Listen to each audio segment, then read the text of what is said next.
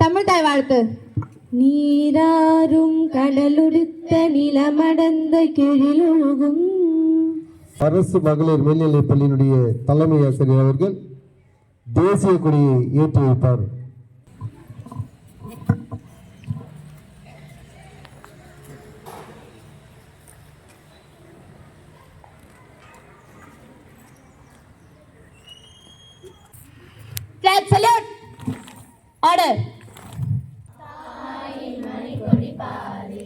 அதை தாழ்ந்து பணிந்து புகழ்ந்திட வாரீர் தாயின் மணி கொடி பாரீர்.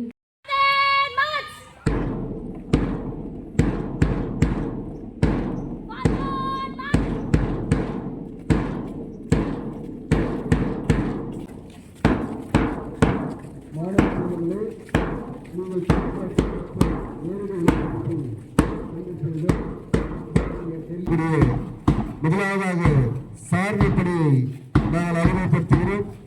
வழிநடத்தி வருகின்ற மேகமித்திர அவர்களையும் நாங்கள் அறிமுகப்படுத்துகிறோம். சாலையில் செல்வது மிக சிறப்பு, அது விதிமுறையோடு செல்வது மிக சிறப்பு என்பது road safety club.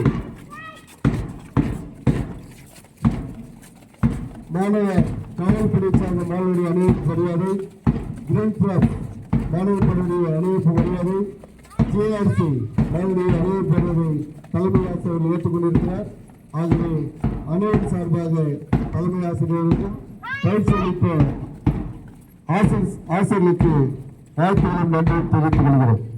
On every year since 1950, January 26th is celebrated as a Republic Day in India. On this day in 1950, the Indian Constitution came into existence. The Constitution was adopted by Indian Constitution Assembly on November 26, 1949 and came into existence on January 26, 1950 with a democratic government system. பாருங்கள் பாருங்கள் மூவன கொடியே பறக்கிறதே, பாடுங்கள் பாடுங்கள் சுதந்திரமான மகிழுடனே, சுதந்திர கீதத்தின் பின்பங்கள் எங்கும் மதிக்கணும் ஒளிமயமாய், சுதந்திர கீதத்தின் பின்பங்கள் எங்கும் மதிக்கணும் ஒளிமயமாய். மக்களால் மக்களுக்காக மக்களே உருவாக்கிய ஒரு குடியாட்சி. அகிம்சை வழியில் போராடிய அண்ணல் காந்தியும் அதிரடியாக போராடிய சுபாஷ் சந்திர போஸும் கண்டம் கடந்து கப்பல் ஓட்டிய வீர தமிழனும் சிறையின் படியேறி தடியில் அடிவாங்கி யுத்தம் செய்து ரத்தம் சிந்திய பல தலைவர்களின் சிந்தையில் நிரம்பி இருந்தது இத்திருநாளே. எத்தனை மதம், எத்தனை மொழி, எத்தனை சாதி, எத்தனை பிரிவுகள் இருந்தாலும் நாம் அனைவரும் பாரத தாயின் பிள்ளைகள் தான். உழவை மதிக்காத உள்ளம் இல்லை, ஊக்கம் இழந்த நெஞ்சம் இல்லை, எல்லை வீரர் போற்றா நாளும் இல்லை, ஏற்றத்தாழ்வு நாடு முழுவதும் இல்லை, ஒற்றுமையே பாலம் வேறு இல்லை, ஓடி உழைத்திட மறுத்தது இல்லை, ஔடதமான நட்பை மறந்தது இல்லை, எக்காம் இந்திய குடியரசு போல் நாடு இல்லை.